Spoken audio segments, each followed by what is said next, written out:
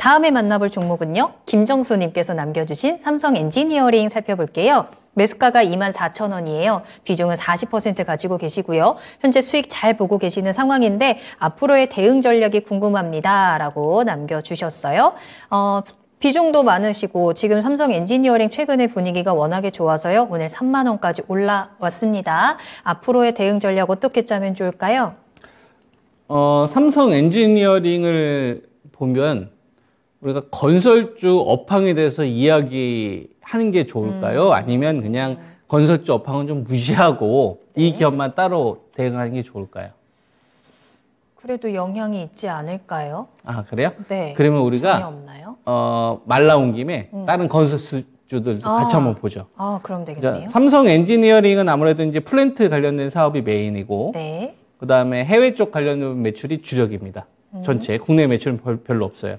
삼성 엔지니어링은 지금 신고가 계속 잘 가고 있잖아요. 네. 자, 우리나라 대표 건설사 가운데 GS건설을 보면은 저 딱 밑에 있습니다. 그렇긴 하죠. 그죠? 건설주도 지금 분위기 너무 안 좋죠. 그렇죠. 지금 보면은 삼성 엔지니어링 같은 경우를 보면 지금 이 주식은 신고가를 가고 있는데 GS건설은 지금 신저가 부근에 와 있는 거죠. 네. 그러니까 움직임 자체가 하늘과 땅 차이고요. 그다음에 다른 대표적인 건설을 보면 현대건설 같은 경우도 한 중간 정도 흐름이네. 근데 뭐 확실히 삼성 엔지니어링보다는 약하다는 게 좀 보이죠. 그죠? 그다음에 다른 뭐 지방 건설사 한번 보겠습니다. 서한 같은 경우는 신저가입니다. 그러네요. 대구에 있는 완전 반대네요. 대표적인 건설사거든요. 그다음에 뭐 동아지질, 건설 같은 테마 같은 거 볼 때 이런 것들은 신저가죠. 그러니까 삼성 엔지니어링 같은 경우를 보면 건설사라고 보기든 다른 건설사의 움직임하고 좀 다르잖아요. 분류가 별로 좀 분류를 해야 되지 않나. 건설주에 대한 업황 자체가 사실상 무의미하다. 라는 이야기를 제가 하고 싶은 거예요. 근데 건설주만 이럴까요? 건설주만 이런 흐름을 보일까요? 같은 건설사면 같이 신고가를 가거나 같이 신저가를 가거나 좀 비슷해야 되는데 네. 움직임이 그냥 부익부 빈익빈이잖아요. 근데 건설주만 이렇지 않다는 얘기예요. 에코프로비엠이나 자 보세요. 말 나온 김에 배터리도 한번 보겠습니다. 에코프로 같은 경우는 하늘을 뚫고 있고 포스코 홀딩스 같은 경우도 같은 제철인데도 그래도 신고가 부근을 가려고 하고 있잖아요.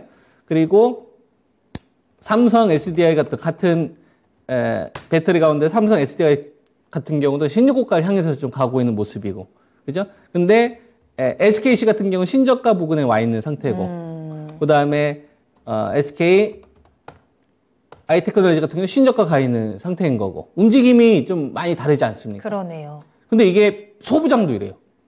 반도체 섹터도 이렇고, 그 다음에 바이오 같은 경우는 어떤 주식은 계속 지금 신저가인데, 급격하게 좀 살아나는 주식들도 최근 좀 많이 나오고 있고, 벌어지고 있어요. 그래서 이거를 업황으로 묶기에는 점점 주식들 간에 좀 이격이 많이 벌어지고 있다. 네. 그래서 이거는 삼성 엔지니어링만의 문제는 아니다.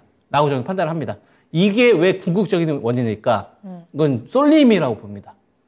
쏠림. 저금리 때는 돈을 쉽게 웬만한 건설사들이 다 조달을 받을 수 있어요. 건설사뿐만 아니라 네네. 돈을 쉽게 다 뿌려주는 겁니다. 네네. 그래서 거품도 많이 형성이 되고 나중에 그게 폭락을 가져오기도 하죠. 기술력이나 말로만 이렇게 그 비전 제시하는 기업들이 나중에 문제가 생기는 경우가 발생이 되죠. 중금리는 돈을 쉽게 잘 안 빌려줘요. 지금이 그런 시기잖아요. 그죠? 그래서 잘하는 애한테만 계속 빌려줘요. 어중간 애한테 돈 빌렸다 떼일 수가 있으니까. 네. 그게 지금 저는 주식에 나타나고 있다고 생각해요.